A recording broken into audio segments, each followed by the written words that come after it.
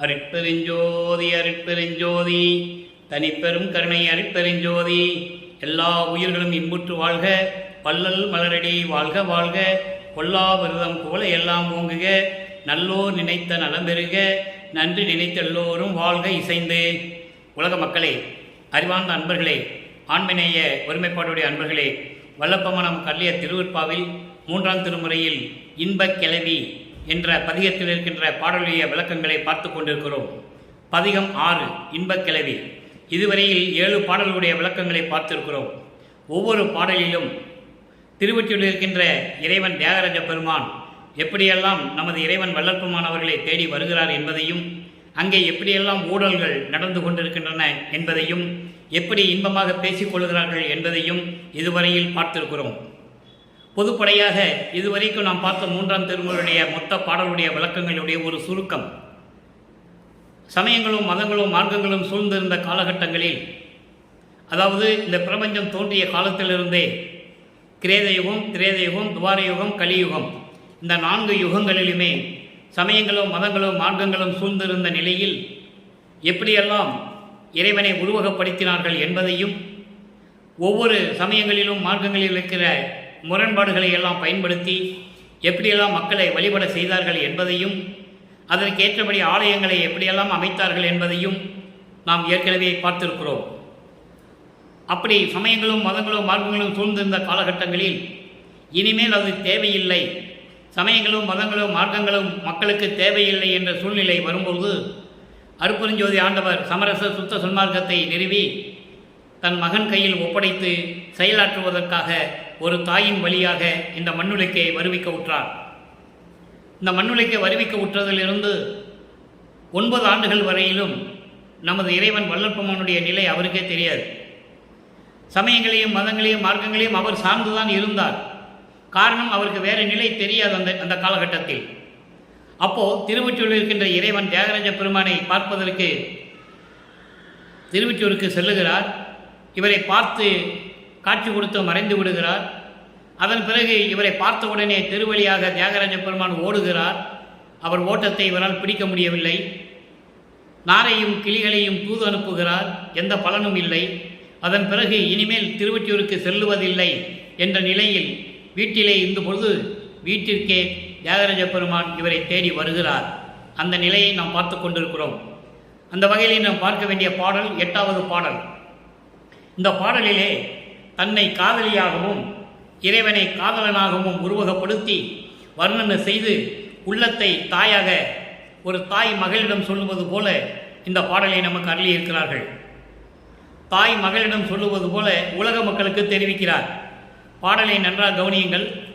சமயங்களும் மதங்களும் மார்க்கங்களும் சூழ்ந்திருந்தன. அப்போ இந்த சைவ சமயத்தின் தலைவனாகிய திருவொற்றியூர் தியாகராஜ பெருமான் அவருடைய உருவத்தை எப்படி உருவகப்படுத்துகிறார்? ஏற்கனவே சமயங்களும் மதங்களும் மார்க்கங்களும் ஏற்கனவே சொல்லிக் கொண்டிருக்கின்றன.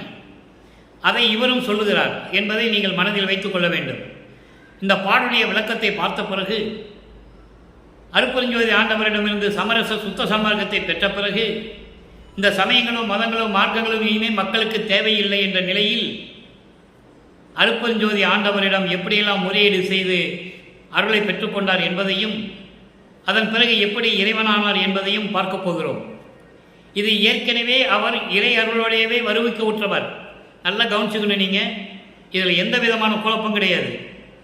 மறைப்பு இருக்கின்ற நிலையில் இதெல்லாம் நடந்து கொண்டிருக்கிறது. காலங்கள் இருக்கின்றன என்ற காரணத்தினால் அருட்பெருஞ்சோதி ஆண்டவர் திருவிளையாடல் செய்கிறார்.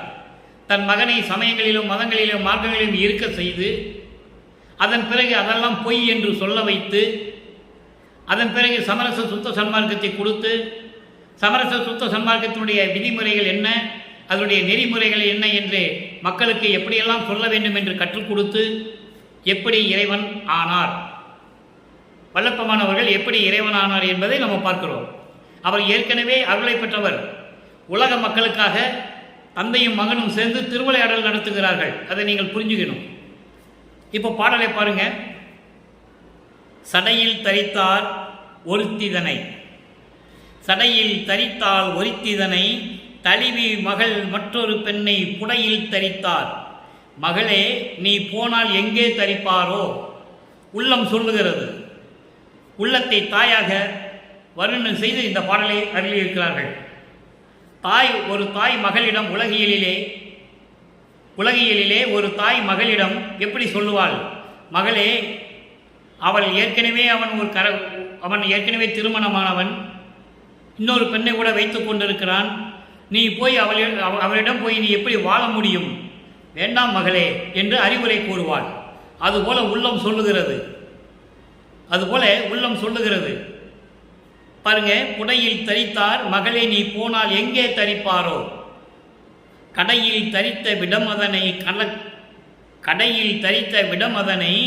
கணத்தில் தரித்தார், கரித்தோலை இடையில் தரித்தார், ஒற்றியூர் இருந்தார்.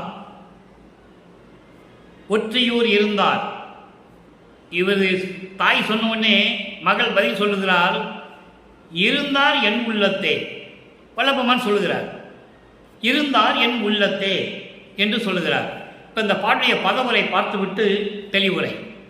சடையில் தரித்தார் ஒருத்திதனை, சடையிலே கங்கை என்ற ஒரு பெண்ணை வைத்து கொண்டிருக்கிறார். அதோடு மட்டுமில்லாமல் தழுவி மகிழ்வதற்கு ஒரு பெண்ணை தனது உடம்பில் இடது பாகத்தில் வைத்து கொண்டிருக்கிறார். மற்றொரு பெண்ணை புடையில் தரித்தார். புடை என்பது உடம்பில் இருக்கின்ற இடது பக்கம். அப்போ ஒரு பெண்ணை கங்கையை தலையில் வைத்துக் கொண்டிருக்கிறார். கட்டி தழுவி மகிழ்வதற்கு இன்னொரு பெண்ணை உமையாளை இடது பக்கம் வைத்துக் கொண்டிருக்கிறார். இதெல்லாம் ஏன் சொல்றாருன்னு நீங்கள் நல்லா கவனிக்கணும். இந்த பிரபஞ்சம் தோன்றிய காலத்திலிருந்தே இந்த சமயங்களும் மதங்களும் மார்க்கங்களும் சிவபெருமானை இப்படிதான் வர்ணனை செய்தார்கள். அதே சிவபெருமானை பல பெயர்கள் அழைத்துக் கொண்டிருந்தார்கள். நான் ஏற்கனவே கூறியது போல தியாகராஜன் என்றும், மகாலிங்கம் என்றும், சொக்கநாதன் என்றும், நடராஜன் என்றும் இப்படி நிறைய பெயர்களை வைத்துக் கொண்டிருந்தார்கள். அவர்களுக்கு உள்ளத்துக்கு ஏற்றபடி, கருத்துக்கு ஏற்றபடி உருவங்களை அமைத்துக் கொண்டிருந்தார்கள். அதை தான் இங்கேயும் சொல்றாரு. கங்கையை வைத்திருந்தார், தலையிலே வைத்துக் கொண்டிருந்தார். கட்டி தழுவி கொஞ்சி மகிழ்வதற்கு ஒரு பெண்ணை இடது பக்கத்தில் வைத்துக் கொண்டிருக்கிறார். மகளே, நீ அவனை காதலிக்கிறாய் என்று சொல்லுகிறாய். நீ போனால் அவன் உன்னை எங்கே வைத்துக் கொள்ளுவார்? மகளே, நீ போனால் எங்கே தரிப்பாரோ? தலையில ஒரு பெண்ணு இருக்கா, பக்கத்தில் ஒரு பெண்ணு இருக்கா, நீ போனா எங்க இருப்ப? தாய் கேட்கிறார், உள்ளம் கேட்கிறது. அப்புறம் சொல்றாங்க, கடையில் தரித்த விடம் தன்னை கணத்தில் தரித்தார். கடையில் என்பது கடலில், பார்க்கடலை கடையும் போது பாம்பு விஷத்தை கக்குகிறது, உமிழ்கிறது. அந்த விஷம் அமுதத்திலே விழுந்து விடுகிறது. அந்த விஷத்தை தேவர்கள் உண்டால் எல்லாருமே மடிந்து விடுவார்கள். அந்த நேரத்தில் சிவபெருமான் அந்த விஷத்தை தான் உண்டு கழுத்தில் நிறுத்தி கொண்டவர். அதை தான் இங்கே சொல்றாரு. கடையில் தரித்த விடமதனை கணத்தில் தரித்தார். ஒரு நிமிஷத்தில், ஒரு நொடி பொழுதுல விஷம் விழுந்த உடனே அதை எடுத்து இவர் சாப்பிட்டுகிறாரு. அந்த விஷத்தை களத்தில் நிறுத்தி கொள்ளுகிறார். கரித்தோலை இடையில் தரித்தார். யானையினுடைய தோலை, யானை தோலை இடுப்பில் அணிந்தவர்.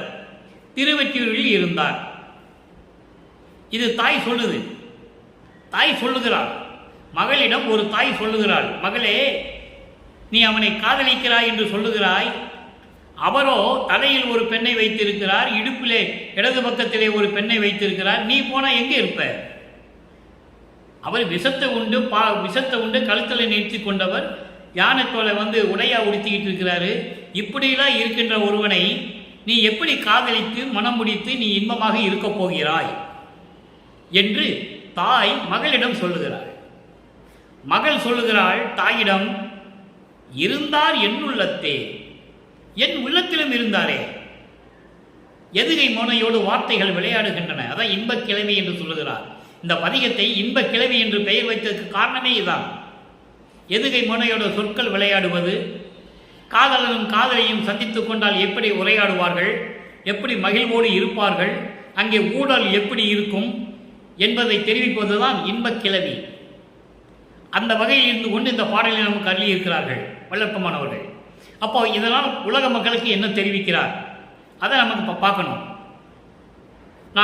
உலக மக்களே, நான் சமயங்களிலும் மதங்களிலும் மார்க்கங்களிலும் இருந்தபோது, பற்று கொண்டிருந்த போது இறைவன் திருவற்றில் இருக்கிற தியாகராஜன் என்று நினைத்து அவரை நான் பார்க்க சென்றேன்.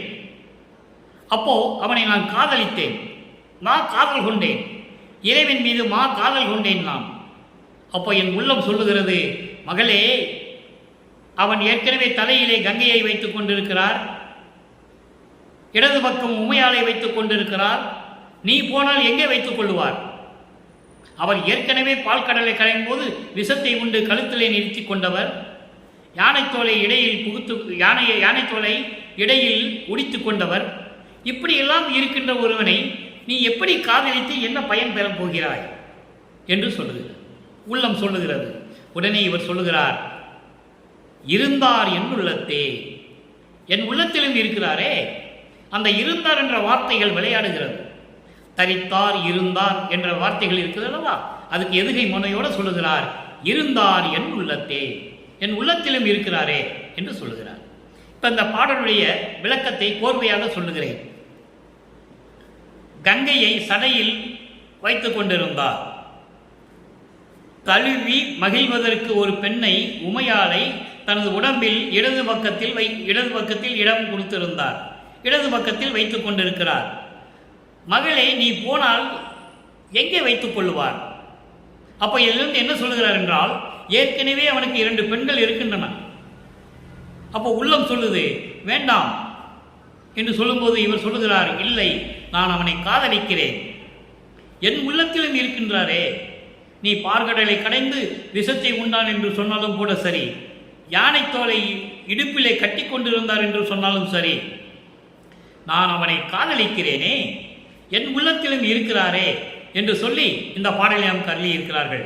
ஆக அந்த காலகட்டங்களில் சமயங்களும் மதங்களும் மார்க்கங்களும் சூழ்ந்திருந்த நேரங்களில் இறைவனிடை எப்படியெல்லாம் இருந்தார் என்பதை உலக மக்களுக்கு தெரிவிக்கிறார். இப்போ இதே பாடல் இந்த 8வது பாடலுக்கு ஏற்றபடி சமயங்களையும் மதங்களையும் மார்க்கங்களையெல்லாம் நீக்கிவிட்டு சமரச சுத்த சன்மார்க்கத்தை பெற்ற பிறகு தன்னுடைய மறைப்பு நிலை நீங்குகிறது. ஏன் இந்த உலகுக்கு வருவிக்க ஊற்றம் என்ற நிலை அவரால் உணர முடிகிறது. அதற்கு ஒரே ஒரு சான்ற அகவலிலே உண்டு, நான் அடிக்கடி கூறுவதுண்டு. ஆன்ற சன்மார்க்கம் அணிபெற என்னைத்தான் ஈன்று அமுதளித்த இனிய நற்றாயே. அற்புதமான வரி, 2 வரிதான், அதுவே எல்லாமே சொல்லிட்டேன். சன்மார்க்கத்தை உலக மக்களிடம் சொல்லுவதற்காக, சன்மார்க்கத்தை சுத்த சன்மார்க்கத்தை நிலைநிறுத்துவதற்காக, இந்த சமயங்களோ மதங்களோ மார்க்கங்களும் இல்லாத ஒரு மார்க்கம் உலக மக்களுக்கு வேண்டும் என்பதற்காக நான் வருவிக்க உற்றேன் என்று சொல்லுவார். அகத்தை கருத்து புறத்தை வெளுத்திருந்த உலக அனைவரையும் சகத்தே திருத்தி, எப்படி சொல்றார் பாருங்க, சமயங்களிலும் மதங்களிலும் மார்க்கங்களில் ஈடுபட்டு துன்பப்பட்டு கொண்டிருக்கின்ற உள்ளம் ஒன்று வைத்து புறம் ஒன்று பேசுவது, இந்த நிலையில் இருக்கின்ற உலக மக்களை எல்லாம் திருத்தி என்பது உணர்த்தி. இது தேவையில்லை உலக மக்களே, இந்த வாழ்க்கைக்கு இது உகந்ததல்ல, சுத்த சன்மார்க்கம்தான் வாழ்க்கைக்கு உகந்தது என்ற நிலையை உலக மக்களுக்கு தெரிவித்து அவர்களை சன்மார்க்கத்தில் அடைவித்திட, அவரும் இகத்தே பரத்தை பெற்று மகிழ்ந்திடுவதற்கென்றே எல்லா நலன்களையும் எல்லா பொருள்களையும் இறைவனிடம் பெற்றுக்கொண்டு நோயற்ற வாழ்வில் இருந்து மகிழ்வோடு இருக்க வேண்டும் என்பதற்காகவே என்னை உகத்தே இறைவன் வருவிக்க உற்றேன், அருளை பெற்றேனே. என்னை உகத்தே என்பது இந்த யுகத்தில் கலியுகத்தில் வருவிக்க உற்றேன், இறைவனால் வருவிக்க உற்றேன், இறைவன் வருவிக்க உற்றேன், இறைவனாகவே வருவிக்க உற்றேன், அருளை பெற்றேனே என்று சொல்லி இந்த பாடலை நமக்கு அருளியிருக்கிறார்கள். நம்மளை எல்லாம் படைத்து காத்து கொண்டிருக்கின்ற அருட்பெருஞ்சோதி ஆண்டவராகிய நமது வல்லற்பமானவர்கள். குழந்தை பருவத்தில் இருக்கும்போது அவருக்கு மறைப்பு நிலை இருக்கும்போது அவருக்கு தெரியவில்லை. அதன் பிறகு சுத்த சன்மார்க்கத்தை பெற்ற பிறகு உலக மக்களுக்கு தெரிவிக்கிறார். இங்கே பாருங்க எப்படி தெரிவிக்கிறார் என்பதை நீங்கள் பார்க்க வேண்டும். அங்கே சமயங்களையும் மதங்களையும் மார்க்கங்களையும் சார்ந்த காலகட்டங்களில் அருளையே பெறவில்லை. நல்ல கவனிச்சுக்கணும், நீங்க எந்த அருளையும் பெறவில்லை. முறையீடு செஞ்சு அழுது புலம்புறார், அவ்வளவுதான். சமயங்களையும் மதங்களையும் மார்க்கங்களையும் பற்றி கொண்டு இருக்கிறார், எந்த அருளையும் பெறவில்லை. சுத்த சன்மார்க்கத்தை பெற்ற பிறகு 6ஆம் திருமுறை பதிகம் 15 திருவடி முறையீடு, திருவடிகளுக்கு முறையீடு செய்வது, இறைவனுடைய அருளை பெற வேண்டும் என்பதற்காக எப்படியெல்லாம் முறையீடு செய்கிறார் என்பதை பார்க்க போகிறோம். 8வது பாடல். இன்று நாம் பார்த்த 3ஆம் திருமுறையிலே இன்பக்கிழவினுடைய 8வது பாடலுடைய விளக்கத்தை பார்த்தோம். அது சமயங்களும் மதங்களும் மார்க்கங்களும் சார்ந்த நிலை. சுத்த சன்மார்க்கத்தை பெற்ற பிறகு 8வது பாடலிலே இந்த பதிகத்திலே எப்படி சொல்லுகிறார் என்பதை பார்க்க போகிறோம். என் நிகரில்லா இளிமெனேந்தனை மேல் ஏற்றினை. நல்லா கவனிக்கணும். வல்லப்பமானவர்கள் இந்த மண்ணுக்கு வருகை விட்டு 200 ஆண்டுகள் கடந்து விட்டன, முடித்து விட்டது. ஆனால் வல்லப்பமானுடைய கடவுள் நிலை, இறைநிலையை, எப்படியெல்லாம் இறைவனிடம் அருளை பெற்றுக்கொண்டு இறைவனானார் என்ற நிலையை உலக மக்களுக்கு யாரும் தெரியப்படுத்தவில்லை என்பதுதான் வேதனையான விஷயம். என் நிகரில்லா இழிவினேன் தன்னை மேல் ஏற்றினை யாவரும் வியப்ப பொன் இயல் வடிவும் புரைபடா உளமும் பூரண ஞானமும் பொருளும் உன்னிய எல்லாம் வல்ல சித்தியும் பேர் உவகையும் உதவினை எனக்கே. இந்த எனக்கென்ற வார்த்தை திருவிற்பாவிலே அற்புதமான வார்த்தைகள் பல இடங்களிலே இருக்கும். எனக்கேனா, எனக்கு மட்டும், இந்த பிரபஞ்சத்தில் எனக்கு மட்டும், வேற யாருக்கும் கிடையாது. இறைவனுடைய அருளை பெற்றது யாருமே கிடையாது, எனக்கு மட்டும் என்று சொல்லுகிறார். சமயங்களிலும் மதங்களிலும் மார்க்கங்களில் சார்ந்த தலைவர்கள், அதிகார தலைவர்கள், தத்துவத்தினுடைய தலைவர்கள், சமய தலைவர்கள் இவங்கெல்லாம் என்ன பண்ணியிருப்பாங்க? சிறிதளவு ஆற்றலை பெற்றுக்கொண்டு இந்த வையகத்துக்கும் வானகத்துக்கும் மனம் போடபடி திரிந்தார்கள் என்று சொல்லுவார். அற்புதமாக இருக்கும். அவர்களும் அருள் கிடைத்திருக்கிறது. அற்ப அருள், சிறிதளவு அருளை பெற்றுக்கொண்டு இந்த வையகத்துக்கும் வானகத்துக்கும் மனம் போனபடி திரிந்தார்கள். தெளிவாக சொல்றாரு. சிறு விளையாட நின்ற சிறு பிள்ளை கூட்டம் என்று சொல்லுகிறார். விளையாட கூட தெரியாத சிறு பிள்ளைங்களுடைய கூட்டம் என்று சொல்லுகிறார். எல்லாரையுமே பிரம்மன் திருமாலிலிருந்து புத்தனை மதத்தலைவன் என்று சொல்லுகிறார். தாய்மானவனை மதவார்க்கி என்று சொல்லுகிறார். எல்லாருமே டோட்டலாக சொல்றாரு. மொத்தமாக யாருமே இறைவனுடைய பூர்வ அருளை பெறவில்லை என்னை தவிர. அதை தான் இங்கே சொல்லுகிறார், எனக்கே என்று சொல்லுகிறார். தன்னையில்லா தலைவனே நினது தயவை என் என்று சாற்றுவேனே. இது பாடல். இப்போ இந்த பாடலுடைய விளக்கம் பாருங்க. என் நிகரில்லா இழிவினேன் தன்னை மேல் ஏற்றினை. இந்த சமயங்களிலும் மதங்களிலும் மார்க்கங்களிலும் இருந்து கொண்டு நான் எப்படியெல்லாம் துன்பப்பட்டேன், துயரப்பட்டேன் என்பதை எல்லாம் மனதில் வைத்துக் கொள்ளாமல் இந்த இழிந்தவனை, இந்த சிறியவனை, இந்த எளியவனை, இந்த மகனை மேல் ஏற்றினாய். மேல் என்பது கடவுள் நிலை. 16வது நிலை சரியை கிரிய யோக ஞானம் என்ற 4 நிலைகளில் முதலிலே இருக்கின்ற சரியை கிரிய யோகம் முன்னாங்கு 12 நிலைகளை தவிர அதெல்லாம் சமயங்களை சார்ந்தது, மதங்களை சார்ந்தது, மார்க்கங்களை சார்ந்தது. ஞான சரியிலிருந்து ஆரம்பிக்குது. கடவுள் நிலைக்கு போகணும்னா 13வது நிலை ஞான சரியை, 14வது நிலை ஞான கிரியை, 15வது நிலை ஞானத்தில் யோகம், 16வது நிலை ஞானத்தில் ஞானம். அப்படிப்பட்ட மேல்நிலையில் என்னை ஏற்றினை யாவரும் வியப்ப. இந்த விண்ணுலகத்தில் இருக்கின்றவர்களும் மண்ணுலகத்தில் இருக்கின்றவர்களும் எல்லோரும் வியக்கும்படி பொன் இயல் வடிவு. பொன் இயல் வடிவு என்பது சுத்த தேகம், பொன் தேகம் என்று சொல்லுவார். பொன் தேகம், சுத்த தேகம் வந்து பொன் தேகம், மந்திர தேகம் மந்திர வடிவு, பிரண தேகம், அருள் வடிவம் ஞான தேகம். இப்படி 3 தேகங்களை சொல்லுவார். இங்கே சுத்த தேகமும் குறைபடா உள்ளமும், குற்றமில்லாத உள்ளம், எந்த தீங்குகளும் தீமைகளும் நினைக்காத உள்ளமும், பூரண ஞானமும். நல்ல கவனிக்கணும். ஞானம் வேற, மெஞ்ஞானம் வேற. அதான் இங்கே பூரண ஞானம் என்று சொல்லுகிறார்.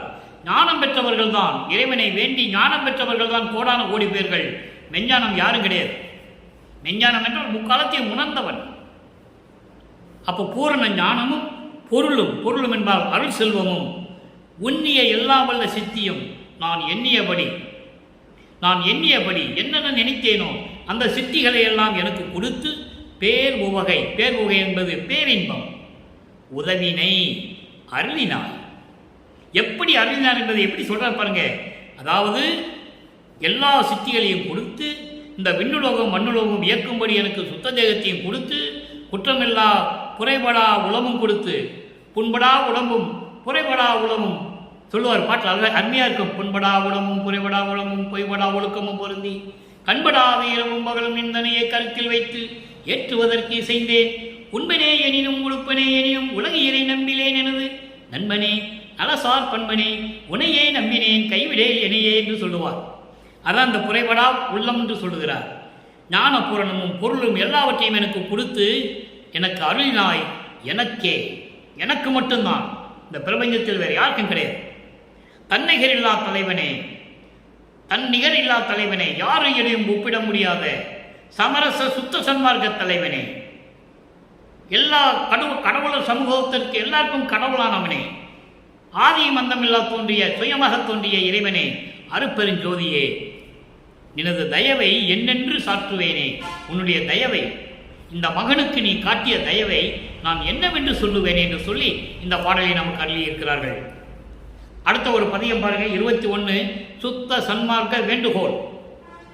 இதெல்லாம் சமரச சுத்த சன்மார்க்கத்தை பெற்ற பிறகு அங்கே ஒரு 8வது பாட்டு. இது ஒரு நிலை. சமயங்களிலும் மதங்களிலும் மார்க்கங்களிலும் போது எப்படி சொன்னார் இன்பக் கிளவியில 8வது பாட்டில், அதை இன்னைக்கு நம்ம பார்த்தோம். அதற்கு சுத்த சன்மார்க்கத்தை பெற்ற பிறகு 8வது பாட்டு சுத்த சன்மார்க்க வேண்டுகோள்ல சொல்றார் பாருங்க. அச்சா, நான் வேண்டுதல் கேட்டு அருள்புரிதல் வேண்டும். அச்சா என்பது அப்பா, என் தந்தையே, நான் வேண்டுதல் கேட்டு நீ அருள்புரிதல் வேண்டும். ஆரம்ப நிலைகள் எல்லாம் அறிந்து அடைதல் வேண்டும். 6 அந்த நிலைகள். 6 அந்த நிலைகள் என்பது கலாந்தம், யோகாந்தம், போதாந்தம், நாதாந்தம், வேதாந்தம், சித்தாந்தம். இந்த 6 அந்தங்களையும் கடந்து அதனுடைய விளக்கங்களை எல்லாம் நான் அறிந்து அதை நான் அடைய வேண்டும். அந்தங்களை நான் கடக்க வேண்டும். அருப்பெருஞ்சோதி அட்டகத்திலே சொல்லுவார், அங்கே தத்துவங்களை சொல்லுவார். தத்துவங்கள் அனைத்தும் தனித்தனியே கடந்தேன். தத்துவாதீத மேல்நிலையில் சித்தியல் முழுதும் தெரிந்தேன். அவை மேல் சிவநிலையை தெரிந்திட சென்றேன். அப்படி சொன்ன இறைவனை, வள்ளல் பெருமானை ஒரு மானிடனாகவே நினைத்து ஒரு மனிதனாகவே வாழ்ந்தார் என்பதை சொல்லிக் கொள்வதில் பெருமைப்பட்டுக் கொள்ளுகின்றவர்கள் எத்தனையோ பேர் இருக்கிறார்கள். அதெல்லாம் தவறு. அவர் அந்தங்களை கடந்து கொண்டிருக்கிறவர், இறைநிலையில் இருக்கின்றவர், அப்படிப்பட்டவர். அடுத்து பாருங்க, ஆரம்ப நிலைகளெல்லாம் அறிந்தடைதல் வேண்டும். எச்சார்பும் ஆகிய உயிர்க்கு இதன் புரிதல் வேண்டும். எச்சார்பும் ஆகி என்பது எந்த நிலையிலும் சரி, எந்த நிலையிலும் சரி, எந்த சூழ்நிலையிலும் சரி, நான் உயிர்களுக்கு அன்பு செயல் வேண்டும், உயிர்களுக்கு இன்பம் தர வேண்டும். அதான் சொன்னாரு, எல்லா உயிர்களும் இன்புற்று வாழ்க. எல்லா உயிர்களும் இன்புற்று வாழ்க என்று சொன்னதே வல்லப்பெருமான் ஒருவர் தான் இந்த பிரபஞ்சத்திலேயே. அதுக்கு அடுத்து பாருங்க, என்னை அடுத்தார் தமக்கெல்லாம் இன்பு தரல் வேண்டும். என்னை அடுத்தார், என்னை அடுத்தார் என்பது சுற்றம் உறவினர்கள்லாம் கிடையாது. சுத்த சன்மார்க்கத்தை சேர்ந்த அன்பர்கள், சுத்த சன்மார்க்கத்தை சேர்ந்த சாதுக்கள், இவர்களுக்கெல்லாம் எல்லாமே தர வேண்டும். அதான் என்னை அடுத்தார் என்று சொல்லுகிறார். என்னை சேர்ந்தவர்கள், என்னை சேர்ந்தவர்கள் என்பது சமரச சுத்த சன்மார்க்கத்தை சேர்ந்த அன்பர்கள், சாதுக்கள், அடியார்கள், சாதகர்கள், இவர்களுக்கெல்லாம் இன்பம் தர வேண்டும்.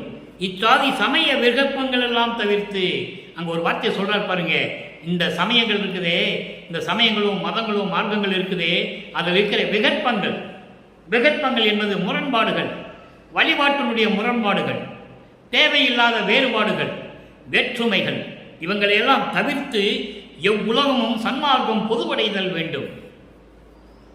அவங்க இஷ்டத்துக்கு கோயிலை கட்டுறது, அவங்க இஷ்டத்துக்கு வழிபாடு வச்சுக்கிறது, ஆனால் அதே வழிபாடு இன்னொரு இடத்துல இருக்காது. இப்போ சிவன் கோயிலில் நடராஜன்கிட்ட இருக்கிற வழிபாடு திருவாரூரில் இருக்காது, திருவாரூரில் நடராஜன்கிட்ட இருக்கிற வழிபாடு திருவொற்றியூரில் இருக்காது, அதே மாதிரி மதுரை சொக்கநாதர்கிட்ட இருக்காது. இப்படி இந்த விகற்பங்கள் இருக்குதே, அதெல்லாம் நீக்க வேண்டும். இந்த சமயங்களையும் மதங்களையும் மார்க்கங்களையும் எல்லாம் நீக்கி எவ்வுலகமும் சன்மார்க்கம் பொதுவடைதல் வேண்டும். பொதுவடைதல் என்பது ஒட்டு மொத்தமாக ஒரே நிலையில் இருக்க வேண்டும். அப்போ சுத்த சன்மார்க்கத்தில் இருக்க வேண்டும் என்று சொல்லுகிறார். உச்சாதி அந்தமெல்லா திருவடிவில் யானும் உடையாயும் கலந்து ஓங்கும் ஒருமையும் வேண்டுவனே.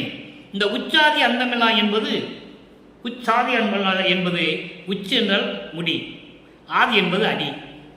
இந்த அடியும் முடியும் அந்தமில்லாமல் தோன்றினாயே, ஆதியும் அந்தமில்லா தோன்றவன் தானே நீ. ஆதியும் அந்தமெல்லாம் தோன்றிய அருப்பெருஞ்சோதி.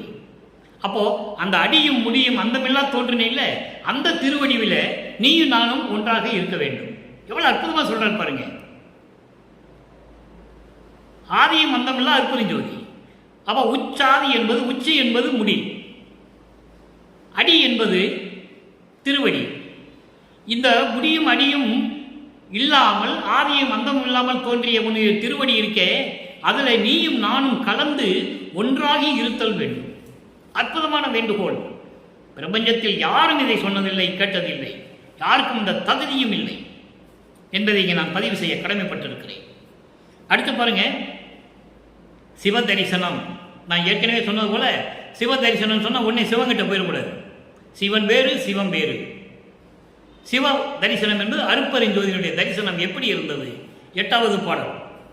அங்கேயும் 8வது பாடல். 3ஆம் திருமுறையில் இருக்கின்ற 8வது பாடலுக்கு இங்கே 8வது பாடல். நான் ஏற்கனவே கூறியது போல அன்பர்களே, 1ஆம் திருமுறையிலிருந்து 4ஆம் திருமுறை வரைக்கும் இருக்கிற பாடல்களுக்கு எந்தெந்த பதிகத்தில் என்னென்ன பாடல் இருக்கிறதோ அது 6ஆம் திருமுறையினுடைய சுத்த சன்மார்க்க விளக்கம், முடிவான விளக்கம் இருக்கிறது. அது இறைவனுடைய தயவையும் கருணையும் இருந்தால்தான் அதை சொல்ல முடியும் என்பதை பெரும் மகிழ்ச்சியோடு கூறிக்கொள்ள விரும்புகிறேன். பாருங்க, சிவ தரிசனத்தில் சொல்றாரு பாருங்க, பாவி மன குரங்காட்டம் பார்க்க முடியாதே. இந்த பாவி மன குரங்கு இருக்க, குரங்குன்னு ஏன் சொல்றாரு? குரங்கு தாவி தாவி போயிட்டே இருக்கும். ஒரு நிலையில் அது இருக்காது, ஒரு செகண்டுக்கு இருக்கும், உடனே தாவி. அது போன்று தாவி தாவி அலைபாய்ந்து கொண்டிருக்கின்ற அந்த மனக்குரங்கு இருக்கிறதே, அதனுடைய ஆட்டத்தை பார்க்க முடியாது. அந்த தொல்லையை தாங்க முடியாமல் பதி வெறுத்தேன், நிதி வெறுத்தேன், பற்று அனைத்தையும் வெறுத்தேன். அதாவது மண்ணாசை, பெண்ணாசை, பொன்னாசையை நான் வெறுத்தேன் என்று சொல்கிறார். பதி என்பது இருக்கிற இடம், வாழ்கின்ற அந்த வீடு, இடம், மண்ணுன்னு சொல்லிக்கலாம். அந்த பதி வெறுத்தேன், நிதி வெறுத்தேன். நிதி வெறுத்தேன், செல்வத்தையும் வெறுத்தேன், பற்றுகள் அனைத்தையும் வெறுத்தேன். உலக விடயங்களாகிய மண்ணாசை, பெண்ணாசை, பொன்னாசை மூன்றையும் விட்டு விட்டேன். அடுத்து சொல்றாரு பாருங்க, ஆவி உடல் பொருளை உன்பால் கொடுத்தேன். என்னையே உங்ககிட்ட நான் கொடுத்துட்டேனே, என்னுடைய உயிர், என்னுடைய உடல், என்னுடைய பொருள் எல்லாம் உன்னிடமே கொடுத்து விட்டேன். உன் அருள் பேராசை மயமாகி, உங்ககிட்ட இருக்கிற அருள் பேராசை இருக்கே, அதுகிட்ட நான் சிக்கி கொண்டு, அதான் மயமாகி என்று சொல்லுகிறார். ரொம்ப அன்பாக காதலோடு சொல்லுகிறார். இறைவன் மீது காதல் கொண்டவர், தன் தந்தையின் மீது அவ்வளவு பற்று உடையவர், அருட்பெருஞ்சோதி மீது அவ்வளவு பற்று கொண்டவர். அப்போ அவர் மீது பேரருள் ஆசை மயமாகி, பேராசை மயமாகி, உன்னை அடுத்து முயல்கின்றேன். உன்னை அடுத்து முயல்கின்றேன் என்றால் உன்னோடு கலந்து கொள்ள முயற்சி செய்து கொண்டிருக்கிறேன். அடுத்து என்பது உன்னோடு சேருவதற்கு, உன்னோடு கலந்து கொள்வதற்கு நான் முயற்சி செய்து கொண்டிருக்கிறேன். கூவி என்னை ஆட்கொள்ள நினையாயோ? கூவி என்னை அழைத்து, மகனே என்று அழைத்து, அன்போடு மகனே என்று அழைத்து என்னை அணைத்து கொள்ள நீ நினைக்க மாட்டாயா? ஆட்கொள்ள நினைக்க மாட்டாயா? எனது குறிப்பு அறியே. உன் மனசில் என்னதான் நினைச்சிட்டு எனக்கு தெரியல. இதான் ஆரம்ப கட்டம். நல்லா கவனிச்சுக்கணும். நீங்கள் மதங்களையும் சமயங்களையும் மார்க்கங்களையும் விட்டப்பட்டவர் ஆரம்ப கட்டம் இது. அதனால் உன் மனசில் என்ன இருக்குன்னு எனக்கு தெரிஞ்சுக்கல. நீ பாட்டுக்கு வர்ற, காட்சி கொடுக்குற, மறைஞ்சு போயிடுற. நீ பாட்டுக்கு வர, மகனே சௌக்கியமான்னு கேட்குற, அதோட போயிடுற. அப்போ உன் மனசில் என்னதான் இருக்குன்னு எனக்கு தெரியல. பற்பலகால் கூவி இழைக்கின்றேன். பற்பலகால், எத்தனையோ நாட்கள் உன்னை அழைத்து அழைத்து அழைத்து நான் சலித்து விட்டேன், இழைத்து விட்டேன், சலித்து விட்டேன், இழைத்து விட்டேன் என்று சொல்லுகிறார். உன்னை அழைத்து அழைத்து, உன்னை கூவி கூவி, கூப்பிட்டு கூப்பிட்டு நான் இழைத்து விட்டேன். தேவி சிவகாமி வள்ளி மகிழும் மணவாளா, என் அம்மை சிவகாமி வள்ளி மகிழக்கூடிய கணவனே, மகிழும் மணவாளா கணவனே, தெருள் நிறை வானமுது அளிக்கும் தருணம் இதுதானே. தெருள் நிறை வானமுது, தெருள் நிறை வானமுது, பரிபூரணமாக அருள் பக்குவத்தை கொடுக்கக்கூடிய அந்த அருள் அமுதத்தை, அதான் வானமுது என்று சொல்லுகிறார். தெருள் நிறை என்று சொல்லுகிறார். பரிபூரணமான அருள் பக்குவத்தை கொடுக்கக்கூடிய அந்த அருள் அமுதை எனக்கு கொடுக்கக்கூடிய நேரம் வந்துவிட்டது. இதுதானே நேரம் வந்துவிட்டது, விரைவில் வந்து எனக்கு அருள்வாயாக என்று சொல்லி இந்த பாடலை நமக்கு அருளி இருக்கிறார்கள். அடுத்து பதிகம் 37 6ஆம் திருமுறை அருள் விளக்க மாலை 68வது பாடல். 3ஆம் திருமுறையில் நாம் பார்த்த இன்பக் கிழவியினுடைய இந்த சமயங்களையும் மதங்களையும் மார்க்கங்களையும் சார்ந்த நிலையில் எதுவுமே இல்லை, எதுவும் கொடுக்கல. தாய் சொல்றா, அவங்ககிட்ட ஒண்ணுமே இல்லை. தலையில ஒரு பெண்ணை வச்சிருக்கிறா, பக்கத்தில் உடம்புல பக்கத்தில் பாதி ஒரு பெண்ணை கொடுத்துருக்கிறாரு. இப்படிலாம் இருக்கும்போது ஒன்றை எங்கே கொண்டு வைப்பாரு? அதெல்லாம் வேண்டாம் அப்படிலாம் சொல்லி பார்க்குறா, உள்ளம் சொல்லுது. ஆனால் இவர் சொல்றாரு, இருந்தார் என் உள்ளத்தே என்று சொல்லுவார் அந்த பாடலிலே. என் உள்ளத்திலும் இருக்கிறாரே, நான் என்ன செய்வது? நான் அவன் மீது காதல் கொண்டு விட்டேனே, அந்த காதலை என்னால் மறக்க முடியாது என்று சொல்லுகிறார். அந்த நிலை மாறுகிறது. சுத்த சன்மார்க்கம் ஏற்பட்ட பிறகு அந்த நிலை மாறுகிறது.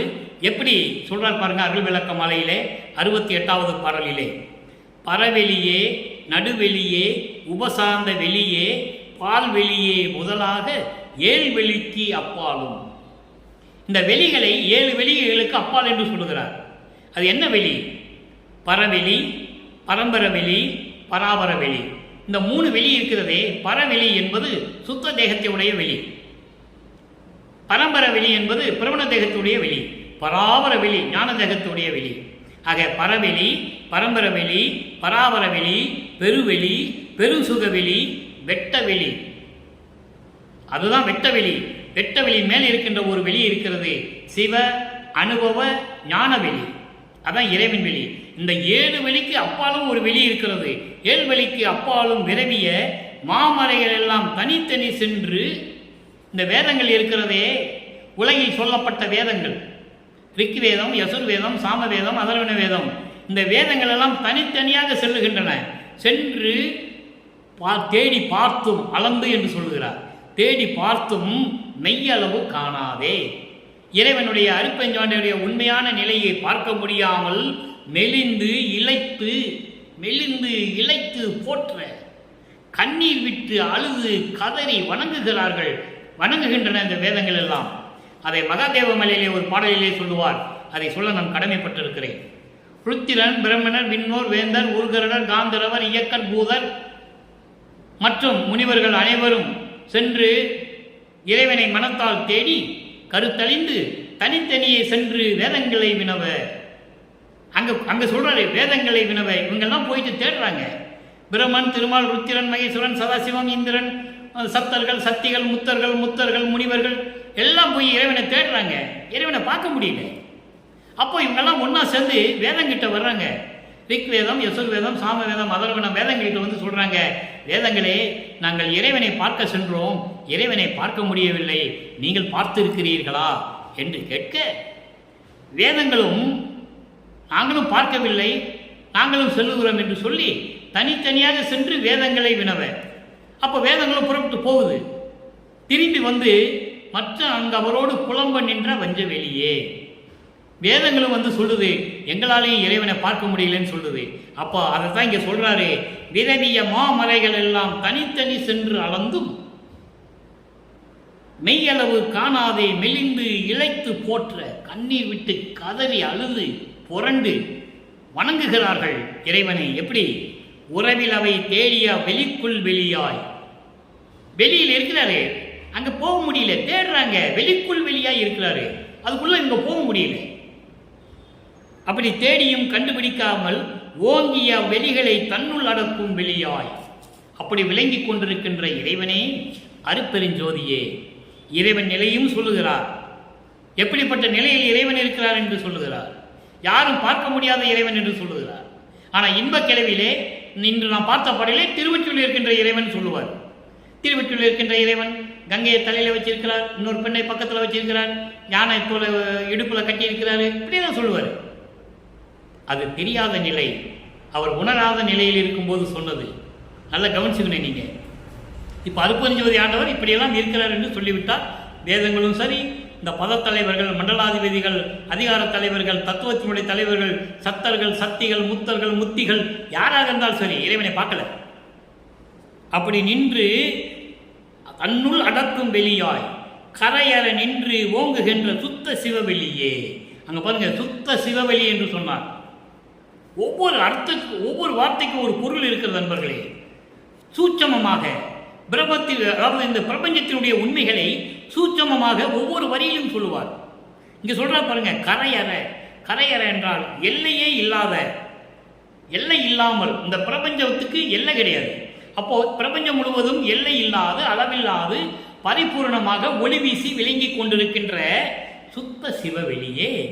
அந்த சுத்த சிவவெளி தான் 16வது நிலை, சுத்த சிவவெளி. அதான் சொல்லுவாரே, சிவ அனுபவ ஞானவெளி என்று சொல்லுவார். இன்னொரு இடத்திலே சுத்த சிவ அனுபவ ஞானவெளி என்று சொல்லுவார். அதான் 16வது நிலை, 16வது வெளி. அதான் இறைவன் இருக்கின்ற இடம். அந்த இடத்திலே வல்லற்பெருமான் ஒருவர் மட்டும்தான் இருந்து கொண்டிருக்கிறார் அருட்பெருஞ்சோதி ஆண்டவருக்கு பிறகு. ஏனால் இவரும் அவரும் ஒன்றாகிவிட்டார்கள். அந்த நிலையில் இருக்கின்றவர் நமது இறைவன் வல்லற்பெருமான் அவர்கள் என்பதை நான் பதிவு செய்ய கடமைப்பட்டிருக்கிறேன். அது சொல்ற பாருங்க, கனிந்த நடத்தரசே என் கருத்தும் அணிந்து அருளே. கனிந்த நடத்தரசே, கனிந்தன என்ன? பேரின்பமான ஒரு பழம் நல்லா கனிஞ்சு போச்சுன்னா எப்படி இருக்கும்? சாப்பிட மிக சுவையாக இருக்கும். பழம் சுவையாக இருக்கும். அதை விட கனிந்த பழம் எப்படி இருக்கும்? தேன் மாதிரி அப்படி அவ்வளவு சுவையாக இருக்கும். அதுபோல பேரின்பமாக அருள்நடனம் செய்து கொண்டு அருளாட்சி செய்து கொண்டிருக்கின்ற சத்தியஞான சபையில் இருக்கின்ற அருட்பெருஞ்சோதியே, என் தந்தையே, நான் சொல்லுவதையும் ஏற்றுக்கொண்டு நீ எனக்கு அருள வேண்டும் என்று சொல்லி இந்த பாடலை நமக்கு அருளி இருக்கிறார்கள். அன்பர்களே, இறுதியாக ஒரே ஒரு விளக்கம், மெய்யருள் வியப்பு. மெய்யருள் வியப்பு ஒரு அற்புதமான ஒரு பதிகம். 1ஆம் திருமுறையிலிருந்து 4ஆம் திருமுறை வரைக்கும் எந்த அருளையும் அடைய முடியாத நமது இறைவன் வல்லற்பெருமானவர்கள் சமயங்களையும் மதங்களையும் மார்க்கங்களையும் சார்ந்திருந்த காலகட்டங்களில் ஒன்றுமே இல்லை, ஒன்றுமே பண்ண முடியாது. அதெல்லாம் விட்ட பிறகுதான் இந்த தயவு கருணை எல்லாம் கிடைக்குதுன்னு பேருபதேசத்தில் சொல்லுவார். கொடி கட்டி பேருபதேசம் பண்ணும்போது சொல்லுவார். அப்போ அந்த நிலையில் இருக்கும்போது இறைவனுடைய அருளை பெற்ற பிறகு அந்த அருள் எப்படி இருக்கும்? அதான் மெய்யருள் வியப்பு. இங்கே 98வது பாடல், 3ஆம் திருமுறையில் இருக்கின்ற இன்பக் கிழவினுடைய 8வது பாடலுக்கு முடிவான சுத்த சன்மார்க்க விளக்கம். மெய்யருள் வியப்பு 98வது பாடல். சாகா கல்வி எனக்கு பயிற்சி தந்த ஜோதியே. சாகா கல்வி யாருக்கு கிடைச்சது? இந்த பிரபஞ்சத்திலே சாகா கல்வினா யாருக்கு என்ன தெரியும்? யாருக்கும் தெரியாது. சாகா கல்வினா வல்லற்பெருமான் ஒருவருக்கு தான் தெரியும். நம்ம பேசிக்கலாம், சாகா கல்வி இப்படி இருக்கும், அப்படி இருக்கும், இப்படி இருக்கும், அப்படி இருக்குன்னு. அதெல்லாம் கிடையாது. சாகா கல்வியை சொல்வதற்கு யாருக்கு எந்த தகுதியும் இல்லை. சாகா கல்வி இறைவனுடைய கல்வி. அந்த கல்வி எங்கே கற்கணும்? சுத்த சன்மார்க்கத்துக்கு வந்த பிறகுதான் தெரியும், அனுபவத்தில் தெரியும். சுத்த சன்மார்க்கத்துக்கு இறைவன் ஒருவனே என்ற நிலையில் அருட்பெருஞ்சோதி ஆண்டவரும் வல்லற்பெருமானும் இறைவன் என்ற நிலையில் இருக்கும்போது கொலையும் புலையும் தவிர்த்து சைவ நெறியில் இருந்து கொண்டு உயிரின் மேல் இரக்கத்தையும் தயவையும் காட்டி ஜீவகாரணியத்து ஒழுக்கத்தில் இருந்து கொண்டால்தான் சாகா கல்வியுடைய விளக்கம் இறைவனால் கொடுக்கப்படும். அப்போ அந்த சாகா கல்வியை பயிற்சி தந்த தயவையே இந்த வரிக்கு ஒரு பாடலை சொல்ல ஞாபகப்படுத்த கடமைப்பட்டிருக்கிறேன். நண்பர்களே, நான் ஏற்கனவே கூறியது போல பாடலுக்கு விளக்கம் மட்டும் சொல்லுவது நமது நோக்கமல்ல. வல்லற்பெருமான ஒவ்வொரு பாடலிலும் இருக்கின்ற அந்த வரிகளுக்கு இருக்கின்ற பிரபஞ்சத்தின் உண்மைகளை எப்படி விளக்குகிறார் என்பதுதான் உண்மையான விஷயம். இந்த சாகா கல்வியை பற்றி சொல்லும் பொழுது 6ஆம் திருமுறையிலே மெய்யருள் வியப்பிலே ஒரு பாடலிலே சொல்லுவார், நாகாதிபனும் நாராயணனும் நாகாதிபனும் அயனும் மாதும் நறுமுறும் எனவே. நாகாதிபன்னா இந்திரன், இந்திரனும் பிரம்மனும் திருமாலும் நறுமுறும் எனவே. நறுமுறுன்னு என்ன அர்த்தம்? பல்ல கடிச்சிட்டு கோபமா இருக்கிறாங்கன்னு அர்த்தம். யாருக்கு கிடைக்காத சாகா கல்வி தன் மகனுக்கு கொடுக்கிறாரே. நாகாதிபனும் அயனும் மாதும் நறுமுறும் எனவே இன்னமுதம் அளித்தாய் எனக்கே நானும் உண்டு துண்ணவே சாகா கலையை பயிற்று தந்த தயவையை சாற்றது கரிது. எவ்வளவு அற்புதமா சொல்லுவார் தெரியுமா? சாகா கல்வியை தைத்துக்கொண்ட தயவை கரிது, சாற்றது கரிது, எனக்கு என் கொடுப்பது ஏதும் வியவையே. உனக்கு நான் என்ன கொடுப்பென்று எனக்கு தெரியலே, நீ எனக்கு எதுவும் விரும்ப மாட்டேன்னு சொல்லுகிறார். அப்போ சாகா கல்வி எனக்கு பயிற்சி தந்த ஜோதியே, அருட்பெருஞ்சோதியே, தன்னேர் முடி ஒன்று எனது முடியில் தரித்த ஜோதியே. தன்னேர் முடி என்பது தனக்கு யாருக்கும் நிகரில்லாத, உனக்கே நிகரான அந்த சுத்த சன்மார்க்கத்தை, அதான் முடிவானது. தன்னேர் முடி என்பது உன்னிடம் இருக்கின்ற அந்த சுத்த சன்மார்க்கத்தை என் தயவில் கொடுத்தது, என் முடி மீது தரித்த ஜோதியே, என்னை நம்பி என்னிடம் ஒப்படைத்த அருட்பெருஞ்சோதியே, ஏகாகரம் பொற்பீடத்து என்னை ஏற்றும் ஜோதியே. ஏகாகரம் பொற்பீடம் என்பது அதாவது ஒரு பொன்னான நிலை, ஒரு இறைவனுடைய பொன்னான ஒரே நிலை, கடவுள் நிலை, பொன்னான நிலை. அந்த பொற்பீடம் என்பது கடவுள் நிலையான பீடம், அதான் இறைநிலையில் இருக்கின்றது, அதான் சிவஞான வெளியில் இருக்கின்ற பீடம். அந்த பீடத்தில் என்னை ஏற்றும் ஜோதியே, எல்லாம் வல்ல சித்தியாட்சி இந்த ஜோதியே, எல்லாம் வல்ல சித்திகளை எல்லாம் எனக்கு கொடுத்து, அருளாட்சிகளை எல்லாம் கொடுத்து, திரு அருள் செங்கோலாட்சியை கொடுத்து நீ இந்த பிரபஞ்சத்தை இயக்குவாயாக என்று சொன்ன என் தந்தையே அருட்பெருஞ்சோதியே என்று சொல்கிறார். அதை தான் இந்த கடைசி வரியில் சொல்கிறார். எல்லாம் வல்ல சித்தி ஆட்சி ஈந்த ஜோதியே, எனக்கு அருளிய அருட்பெருஞ்சோதியே. அது என்ன ஆட்சி? திருஅருள் செங்கோலாட்சி. திருஅருள் செங்கோலாட்சி நடத்துக மகனே என்று சொல்லி என்னிடம் கொடுத்து இந்த பிரபஞ்சத்தை இயக்குவாயாக என்று சொல்லி கட்டளையிட்ட என் தந்தையே அருட்பெருஞ்சோதியே என்று சொல்லி இந்த பாடலை நமக்கு அருளியிருக்கிறார்கள். நம்மளை எல்லாம் படைத்து காத்து கொண்டிருக்கின்ற அருட்பெருஞ்சோதி ஆண்டவராகிய நமது வல்லற்பமானவர்கள். எனவே மக்களே, இந்த பாடலுடைய விளக்கம் உங்களுக்கு புரிந்திருக்கும் என்று நான் கருதுகிறேன். சமயங்களிலும் மதங்களிலும் மார்க்கங்களில் இருக்கும்போது எந்த நிலையில் இல்லாத நமது இறைவன் வல்லற்பமானவர்கள் அந்த சமயங்களையும் மதங்களையும் மார்க்கங்களையும் அருட்பெருஞ்சோதி ஆண்டவர் விட சொல்லி விட்டுவிட்டு அதெல்லாம் பொய் என்று சொல்லிவிட்டு சுத்த சன்மார்க்கத்தை பெற்றுக்கொண்டு எப்படியெல்லாம் இறைவனானார் என்பதை நாம் பார்த்து விட்டோம். இதுதான் சுத்த சன்மார்க்க விளக்கம். எனவே நண்பர்களே, நீங்களும் அந்த நெறியில் இருந்து கொண்டு, அதாவது சுத்த சன்மார்க்கத்தில் இருந்து கொண்டு, சைவ நெறியில் இருந்து கொண்டு, கொலையும் புலையும் தவிர்த்து இறைவனை வணங்கி அருட்பெருஞ்சோதி தனிப்பெருங்கருணை அருட்பெருஞ்சோதி என்ற மகாமந்திரத்தை உச்சரித்து இறைவனை வேண்டி எல்லா வளங்களையும் பொருள்களையெல்லாம் பெற்றுக்கொண்டு நீங்கள் நோயற்ற வாழ்வில் இந்த வையகத்திலே வாழ்வாங்கு வாழ வேண்டும் என்று இறைவனுடைய தயவோடையும் கருணையோடையும் வாழ்த்தி இந்த வள்ளலார் ஒளியன் விடைபெறுகிறேன். மீண்டும் நாளை சந்திப்போம். நன்றி, வணக்கம். அருட்பெருஞ்சோதி தனிப்பெரும் கருணை அருட்பெருஞ்சோதி.